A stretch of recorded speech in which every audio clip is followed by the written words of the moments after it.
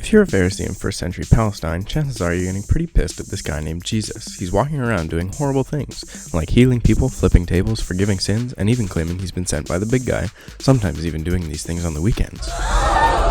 He walks into your capital and is stirring up quite a ruckus, so naturally you ask him who gave him the authority to do all this stuff. He gives you a very clear answer, as he is well known to do. If you don't know, I'm not telling you. Would you like to elaborate on that?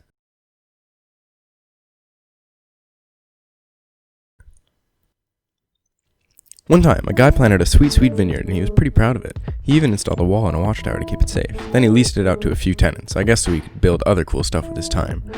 When the harvest came, he sent one of his servants back to the vineyard to get some of those sweet grapes. After all, the vineyard was his brainchild. Hey, got any grapes? And the tenant said no, and they beat the guy up before checking him out. The owner was understandably confused, and he sent another guy to inquire further. Can our boss have some of the grapes from his own vineyard, he asked, and the tenants thought about it for about 5 milliseconds before beating this guy up too. And if you're starting to see a pattern here, good job. The owner kept sending people to collect his grapes, and one after the other they got beaten, humiliated, and even killed. Then, with no servants left, the owner said to his most beloved, most cherished, adored son, "Hey buddy, so those tenants at the vineyard keep being really mean to my servants, but they'll definitely, probably, maybe respect you. How about it?" And the son was like, "Okay dad, and can you guess what the tenants did to the lovely boy?" That's right, they killed him so they could take over full ownership of the vineyard. So, what do you think the owner should do now? Maybe kill the tenants and give the vineyard to someone else? Hey man, I'm pretty sure we're supposed to be the tenants in this story. Is this a threat? And that's the parable of the wicked tenants. So make sure you thank whoever is living in your basement that they don't kill your friends every time you ask them for a favor. A lot of people have studied this story over the years, and it's had a lot of friendly-looking old men debate about a lot of questions they have with it. In fact, there's so many questions that this guy, whose name sounds like an orc from Middle-earth, made a whole big list of them. This guy, who looks less friendly and more like Santa, if he made monsters instead of toys, was so outraged by the obvious parallel of Jesus and the owner's son that he said it couldn't possibly have been created by Jesus, because you'd have to be absolutely stupid to not see that, but if you're a disciple in the Gospel of Mark, that's actually not too far off. So most people say that it was a story of Jesus through and through, especially since the allegory wouldn't have been as obvious to Jesus' audience, since, well, he hadn't died yet. And Jesus was notorious for dropping Easter eggs that he was the Messiah, again, especially in the Gospel of Mark. So the son dies, right? Right. The son, sent by the father, dies.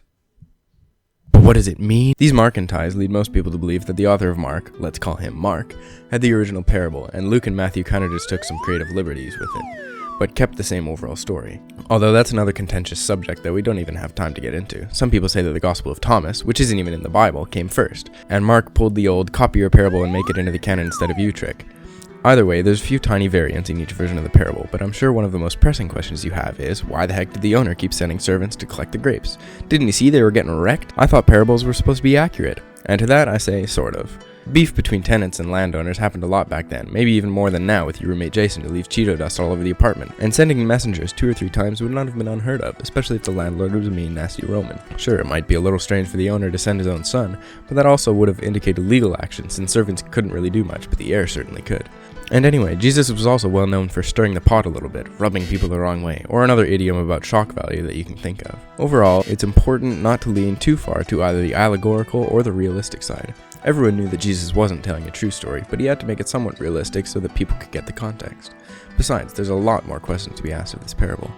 What does everything represent? Well, that's actually pretty easy for the most part. Israel was often compared with a vine, so people definitely would have picked up on that. All the owner's servants are usually assumed to be the various prophets of God who usually were not listened to, often ridiculed or thrown down wells. Some people think that the watchtower and walls also mean something, but that's a bit unnecessary. The tenants clearly represent Jesus' audience, the Pharisees, but when it comes to the son in the story, that's where people get a little uptight. As I said, this guy figured it was too obviously supposed to be Jesus, but others maintain that since Jesus hadn't died yet, it wouldn't have been too obvious for his own audience. Some even say that the son represented John the Baptist, especially since he had recently been served up on a silver platter while the Pharisees just kind of let it happen. So it would have been fresh in their minds. Since the Pharisees didn't really think Jesus was the Messiah anyway, it would not be far-fetched to say that the son was the Messiah, and this would have grinded the gears of the Pharisees even more. They'd never kill the Messiah.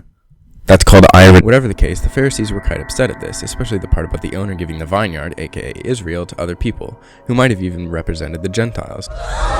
Although that would have been a bit extreme, even for Jesus, who didn't hate the Pharisees, no matter what Matthew says. In all likelihood, the parable is probably more about taking Israel away from the mean Pharisees, and just giving it to some nicer people. Now that we have all that sorted out of the way, I'm sure you must want to know why this parable even matters anymore. After all, we now know what Jesus' end goal was, and the allegory in this parable is a bit obvious to us now. The lesson, my friends, is one of God's patience. He continues to give people chances, but you better watch out, because eventually the new leadership is going to move in and give the people who wouldn't share the goods of this world the boot.